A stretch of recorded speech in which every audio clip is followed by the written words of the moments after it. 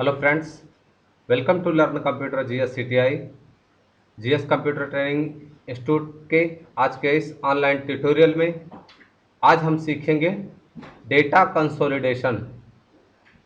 Data consolidation में मैं आपको बताना चाहूँगा कि हम यहाँ पर जोड़ सकते हैं, घटा सकते हैं, गुणा कर सकते हैं, भाग कर सकते हैं, सबसे हाईएस्ट वैल्यू को निकाल सकते हैं, सबसे लोएस्ट वैल्यू को निकाल सकते हैं। तो हम यहाँ पर मैं एज्यूम करता हूँ कि ये मेरी कंपनी है और मेरी कंपनी में ये टोटल 13 लोग हैं और इनकी ये सेल वैल्यू है, इनकी जो 12 महीने की है वो सेल वैल्यू की है। और जो डेटा है वो 3 साल का है। जो डेटा है वो क्या है, 3 साल का है, 18, 19 और 20। तो सबसे पहले मुझे क्या करना है, इसको जोड़ना है। तो मैं आपको बताऊं, यहाँ पर इक्वल इक्वल सम, मैंने ब्रैकेट ओपन कर लिया और यहाँ से फिर उसके बाद शिफ्ट के साथ मैंने तीनों शीट के डेटा को क्या कर लिया, चूज कर लिया और ब्रैकेट क्लोज, एंटर कर दिया। आप देखेंगे कि यहाँ पर जो तीनों का जोड़ है वो आ गया, वो तीनों का जोड़ क्या हो गया, आ गया। मैं इसको ड्रैग कर लेता हूँ। जैसे ही प्लस का निशान बनता है आप इसको ड्रैग कर सकते हैं और फिर उसके बाद मैंने इसको सेलेक्ट कर लिया और फिर मैंने यहाँ से इसको डेटा को ड्रैग कर लिया दोबारा से, कंट्रोल माइनस एंटायर रो और कंट्रोल प्लस, कंट्रोल फिर से माइनस एंटायर कॉलम। आप देखेंगे कि यहाँ पर जो डेटा था वो आ गया। मैं यहाँ से जो डेट थी मैंने उसको रेफरेंस दे दिया है और फिर उसके बाद इक्वल फिर से किया और एम्प्लॉय का नेम को रेफरेंस मैंने दे दिया। डबल क्लिक करके इसको एडजस्ट कर लिया और यहाँ से मैंने इसको कर दिया और फिर उसके बाद यहाँ पे मैंने लिख दिया employee name, EMPLOYEE, employee name.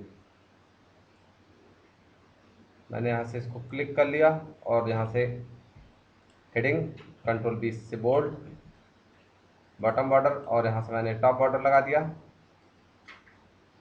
तो आप देखेंगे कि जो अभी हमारा डेटा क्या किया गया है, वो सम तो हो गया है। यहाँ पर क्या हो गया है, सम हो गया। कंट्रोल माइनस से करके मैं इसको एंटायर रो कर देता हूँ, एंटायर कॉलम। लेकिन अगर मैं ये डेटा यहाँ से मैंने कंट्रोल एक्स कर लिया, कंट्रोल एक्स करके और यहाँ से कंट्रोल वी कर दूंगा, तो आप देखेंगे जो जो यहाँ पर 153 था वो क्या हो गया है, यहाँ से हट गया है, क्योंकि जिस सेल को मैंने रेफरेंस दिया था उस सेल में वो वैल्यू इसको मिली नहीं, उस सेल में वो वैल्यू मिली नहीं। तो ये तो था सिंपल सा तरीका। अब हम दूसरे तरीके से चलते हैं। दूसरा मैंने क्या किया, फिर से दोबारा से मैं डेटा पे जाऊंगा, कंसोलिडेशन पे मैं सम करता हूं और रेफरेंस क्या है, मैंने रेफरेंस यहां से सीधा इसको रेफरेंस दे दिया और इसको ऐड कर दिया। सेम ऐसे 19 में जाएंगे, इसको भी ऐड कर देंगे। सेम ऐसे 20 पे जाएंगे और इसको भी ऐड कर देंगे। 3 साल का मेरे पास डेटा है। मैंने बोला हुआ create links to data source, मैंने डेटा सोर्स से लिंक क्रिएट कर दिया है और ऑप्शन पे जाऊंगा और मैं इसको टॉप रो भी नहीं लेता हूँ ना, लेफ्ट कॉलम लेता हूँ और यहाँ पर create link to source data करता हूँ और मैंने इसको कर दिया ओके। तो ये क्या हो गया, जो आंसर मेरा पहले में था वही आंसर यहाँ पर आ गया है। लेकिन इसका जो सबसे बड़ा आपको इफेक्ट मिलेगा, आपकी अगर बैकग्राउंड की शीट कहीं पर भी जाती है, आपकी अगर बैकग्राउंड की शीट कहीं पर भी जाती है तो उससे कोई मतलब नहीं होता। ये पूरा का पूरा जोड़कर आपको बताएगा कि टोटल जोड़ क्या है। फिर उसके बाद सेम ऐसे कंसोलिडेशन पे आप यहाँ पर देखेंगे काउंट, काउंट मैं करता हूँ, काउंट देखें। फिर उसके बाद एवरेज, काउंट के बाद एवरेज, एवरेज निकाल रहा है सबका। फिर उसके बाद यहाँ पर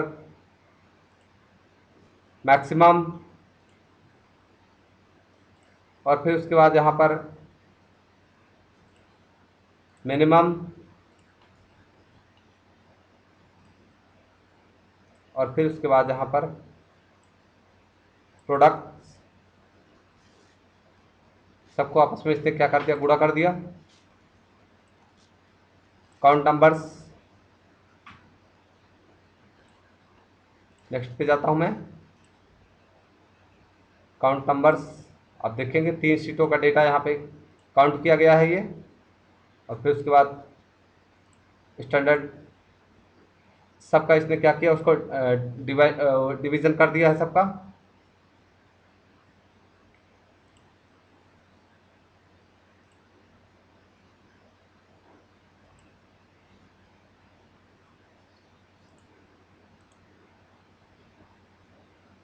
इसका करेक्टर कोड निकाल रहा है। तो ऐसे आप करते हुए आप कंसोलिडेशन फार्मूले का इस्तेमाल कर सकते हैं।